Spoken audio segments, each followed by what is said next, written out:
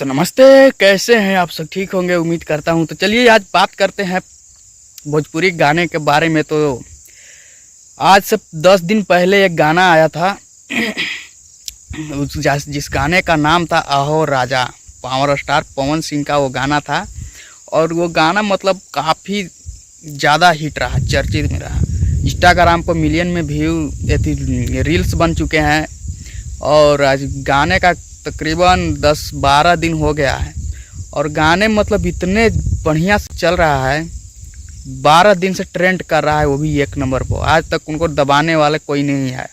इसी को कहते हैं पावर ख़त्म ना हो। और पवन सिंह का मतलब ये गाना 11 दिन में 25 मिलियन मतलब क्रॉस करने वाला है।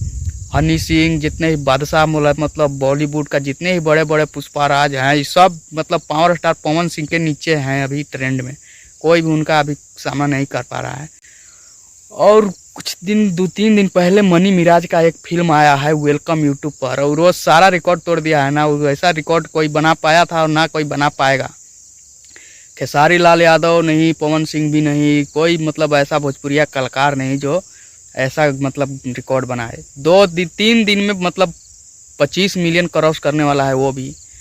और फिल्म वेलकम 2 का भी अनाउंस हो गया है। अगले साल वेलकम 2 फिल्म का भी मनी मिराज के आप लोग देखने को आप सबको मिल जाएगा। तो चलिए वीडियो को यहीं समाप्त करते हैं।